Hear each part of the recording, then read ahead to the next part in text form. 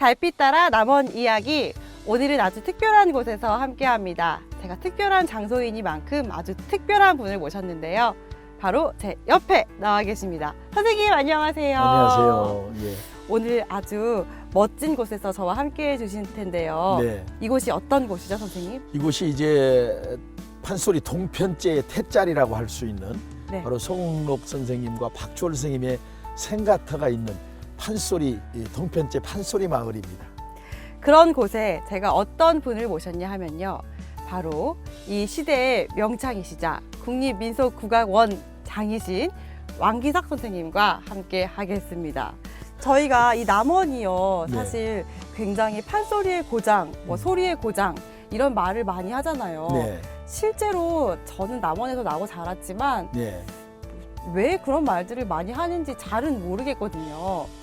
이 판소리의 명인, 명창 네. 선생님께서 보시기에 과연 그 이유가 무엇인지 한번 설명 좀 간단하게 부탁드릴게요. 이제 흔히 우리가 판소리 하면 뭐 동편제, 서편제 이렇게 나누는데 어찌 됐든 이곳은 이 남원이라고 하는 곳은 판소리에서 빼놓을래야 빼놓을 수 없는 아, 그런가요? 그런 곳이죠. 아까 말씀드렸다시피 정말 동편제 판소리가 만들어진 곳이고 또 수많은 명창들이 이곳에서 태어나셨고 이곳에서 활동을 하셨고 지금 현재도 활동하시는 명창분들이 굉장히 많이 계세요. 안숙선 명창님도 계시고 그래서 우리가 판소리사에서 남원을 빼놓고 얘기할 수는 없다. 이렇게 말씀드릴 수가 있겠습니다. 선생님도 사실 지금 활동하시는 아주 대단한 명창이시잖아요. 네, 대단한 명창은 아니고 예. 선생님도 동편제 소리를 선이 굵고 네, 이렇게 뭐 호방하고 이렇게라고 제가 조금 교과서에서 배웠는데 네. 그런 소리를 하고 계시는 동편제 소리가 그런 게 맞나요? 아, 맞습니다. 동편제하고 서편제 소리를 간단하게 얘기를 하면 동편제 소리는 좀 남성적이고 우직하고 서편제는 좀 섬세하고 여성스럽다라고 얘기를 하거든요. 네. 그런데 이제 저희들 지금 현재 활동하고 있는 명창들은 저 같은 경우만 하더라도 뭐 동편제 소리만 하는 게 아니고 또 스승님들한테 여러분들한테 소리를 배웠잖아요. 네. 그러면 그중엔 동편제 소리도 있고 서편제 소리도 있고 그래서 어떻게 보면 동편제 소리와 서편제 소리가 섞여 있다라고 말씀드리는 게 아마 올바른 표현이 아닐까 생각합니다. 사실 그렇게 말씀을 해주시니까 제가 또 궁금한 게 생겼는데 이 예전에는 동편제와 서편제 이렇게 넘나들면 뭐 가문에서 쫓겨나기도 하고 네, 막 배신자 네. 이런 얘기도 많이 들었다고 전 들었어요. 요즘에는 또 아닌가 봐요. 요즘에는 정말 하고 싶어도 못하는 게 또 소리죠. 또 소리꾼들이라고 그래서 다 잘하는 것도 아니고 평생을 소리를 해도 소리다운 소리를 못하고 죽는 소리꾼들이 더 많거든요, 사실은.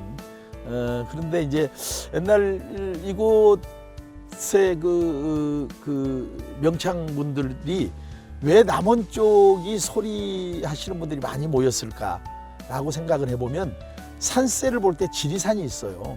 지리산 자락에 그 수많은 계곡과 폭포가 있고 그래서 선생님들이 그 안에 들어가서 이 독공할 수 있는 수련할 수 있는 장소들이 굉장히 많거든요.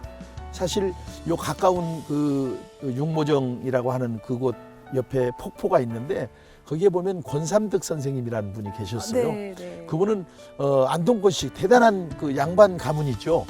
그런데 소리를 한다고 그래가지고 사실은 그 문중에서 폐문을 당하고 심지어는 멍석마리를 해가지고 이 권삼득 선생을 죽이려고 그랬어요. 그런데 이제 당신이 죽기 전에 내 소리 한번 좀 하게 해주시오 라고 해서 소리 한 대목을 정말 애절하게 불렀는데 아니 문중 선생님 그 어르신들도 그 소리가 너무 좋으니까 그래서 야 죽이지 말고 그냥 족보에서 파내버리자 라고 그래서 폐문을 시켜버린 거죠. 그런 일화도 있고 어떻게 보면 왜 판소리의 고장이라고 하는지 네. 그 일화들만 봐도 알 수 있을 것 같은데 네. 사실 말씀해 주신 얘기를 들어보니까 예전에는 판소리를 한다는 것 자체가 굉장히 고행의 길이고 네. 어떻게 보면 수행의 길이라고 또 느껴지는 것 같아요. 네. 근데 또 요즘에는 보면 굉장히 넘나드는 시대가 많잖아요. 예, 또 선생님의 활동을 보면서도 제가 느꼈던 거는 굉장히 다양하게 콜라보를 많이 하신다 네. 이런 생각을 많이 했거든요. 예. 또 요즘에는 이렇게 장르를 넘나드는 활동이 많은 것 같은데 선생님은 또 어떻게 보세요? 이런 게 적당히 융화가 되는 게 좋으신 것 같은지 좀 어떻게 판소리의 미래를 보고 계시는지 궁금합니다. 저는 물론 지금 판소리를 전승을 하고 있지만 네. 음악이라고 하는 것은 그 시대성을 담아내는 것이 생명력이 있는 음악이라고 볼 수가 있거든요. 그렇기 때문에 저는 가장 중요한 것은 지금 다양한 시도들을 하고 있는 것은 저는 긍정적으로 봅니다. 저 역시 그런 시도를 좀 계속 하고 있고 네. 왜냐하면 그 대신 전통적인 뿌리를 두고 그것을 기본으로 해서 새로운 것을 만들어내는 것이죠. 그래서 이 시대에 맞는 그런 소리나 그런 작품들이 만들어져야 된다라고 보기 때문에 저는 경계를 넘나드는 그런 것들은 긍정적으로 보고 있습니다. 어떻게 보면 그 시대 때 그렇게 동편제면 동편제, 서편제면 서편제해서 지역적인 특징을 가질 수밖에 없었던 것도 네. 교통이 뭐 발달하지 못해서 그렇습니다. 고립적일 수밖에 없었던 네, 그 네. 시대를 담아내고 있었던 거라고 볼 수 있겠네요. 그렇습니다. 지금이니까 뭐 정말 사통팔달 교통도 좋고 그러지만 이 지리산 계곡만 한번 들어가 보세요. 거기는 정말 그 산 하나 넘는다는 게 얼마나 어려운 일인지. 그렇기 때문에 사실은 서로 이렇게 지역이 서로 교류할 수 있는 것이 좀 적었기 때문에 이렇게 동편제 아니면 지역별로 서편제가 생겨나고 뭐 이런 것이었다고 생각을 합니다. 전 한편으로는 이렇게 좀 많이 융화가 되면서 이 동편제가 가지고 있는 고유한 매력 네. 혹은 서편제가 가지고 있는 그런 고유한 매력이 조금은 사라지지 않을까 염려가 되기도 하는데요. 네. 선생님의 생각은 어떠신지? 아니요, 사라지지는 않을 거예요. 아, 그래요? 이제 아무래도 이제 그 기존에 지금 전에 내려오는 전통 판소리 5바탕 네. 정도는 지금 동편제와 서편제가 전승이 잘 되고 있어요. 그리고 우리나라에 지금 무형문화재 제도가 있기 때문에 그대로 보존하고 전승하는 것은 앞으로 후대에도 계속 이어질 거예요. 네, 그것은 걱정 안 하셔도 되고 그 대신 그것을 기본으로 해서 정말 이 시대에 맞는 스토리나 아니면 이 시대에 맞는 정말 많은 사람들이 함께 소통할 수 있는 그러한 새로운 소리들이 좀 만들어졌으면 좋겠다라는 거죠. 선생님이 걱정을 하지 말라고 하니까 정말 네. 걱정이 안 되네요.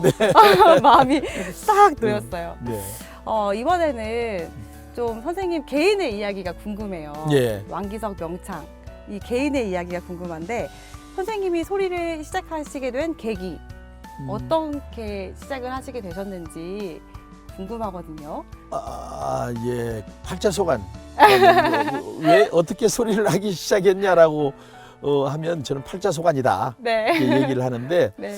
저는 뭐 소리를 해야 되겠다. 그리고 소리가 정말 하고 싶어서 시작했던 것은 아니에요. 네. 이제 우연찮게 저희 우애 형님들이 소리를 먼저 시작을 하셨고 그런데 그때 당시에는 이 소리를 해가지고 생계를 유지한다라는 앞으로의 그 장래의 보장이 없었어요. 사실은 내가 너무나 어렵게 공부하시는 형님들 모습을 봤기 때문에 저는 하고 싶지 않았어요. 사실은 집안에서도 반대했었고 그러나 이게 또 뭐 피는 못 속인다고 자꾸 그 형님들이 하는 모습을 자꾸 접하게 되고 그러다가 우연찮게 제가 형님이 계시는 국립창극단에 잠깐 놀러 갔다가 그 자리에서 바로 요즘 얘기로 뭐라고 그럴까요? 즉석 캐스팅? 네. 현장에서 즉석 캐스팅을 당해가지고 제가 이제 팔자가 소리꾼으로 바뀌어버린 거죠. 예. 선생님도 지금은 남원에서 국립민속국악원에서 이 원장님으로 네. 또 열심히 봉사를 수고를 해주시고 계신데요. 일을 하시면서 이전만은 내가 정말 중요하게 여기고 활동을 하고 있다 하시는 한 가지가 있을까요? 우리 그 국립민속국악원이 네. 남원에 위치하게 된 까닭은 네. 조금 전에 말씀드렸다시피 남원이라는 곳이 가지고 있는 특수성, 그러니까 소리의 고장이고 동편제 판소리의 태짜리고, 이러한 연유로 인해서 남원에 국립국악원이 오게 됐거든요. 그리고 민속국악원이라는 우리 판소리가 대표적인 우리 민속음악의 대표성을 띠고 있기 때문에 민속음악을 중심으로 해서 좀 활성화시켜라라는 미션을 가지고 만들어진 곳이 국립민속국악원이에요. 그래서 저는 판소리와 네. 또 창극, 네. 그다음에 뭐 전통 무용, 전통 음악 위주로 해서 이 국립민속국악원의 정체성을 좀 찾기 위해서 노력을 하고 있고요. 무엇보다도 정말 좋은 공연들을 많이 만들어서 많은 분들과 소통할 수 있는 그런 판을 만들고 싶은 게 제 꿈이고요. 지금 그런 차원에서 지금 진행을 하고 있는데, 우리 판이라는 게 요즘 화두가 뭐 소통이잖아요. 근데 우리 판이 가지고 있는 진정한 의미도 소통이거든요. 그래서 많은 분들과 우리 전통 민속음악으로 소통할 수 있는 그런 판을 좀 깔아주는 역할을 하자라고 해서 열심히 하고 있습니다. 네. 저희 마지막으로 네. 제가 또 모든 선생님들께 여쭤봤는데요.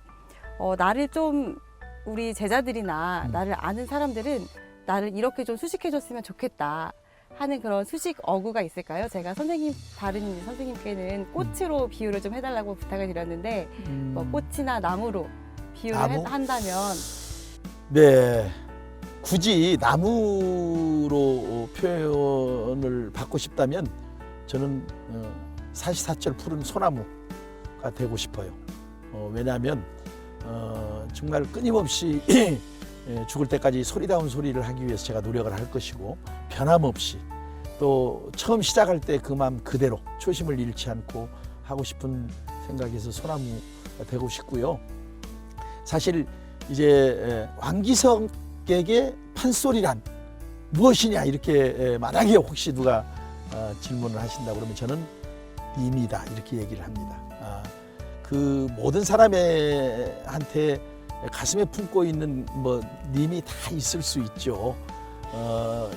내게 판소리는 왜 님이냐면은 가장 그리운 존재이고 또 가장 소중한 존재고 또 나를 존재하게 하는 절대자고 또 나의 운명이기 때문에 왕기석에게 판소리는 님이다 이렇게 얘기를 할 수가 있겠습니다. 선생님의 운명과도 같은 판소리를 오늘 사철가를 시작으로 네, 너무 귀한 시간 함께 해주셔서 다시 한번 진심으로 감사드립니다. 감사합니다. 남원 문화재 여행 얼씨구 좋구나.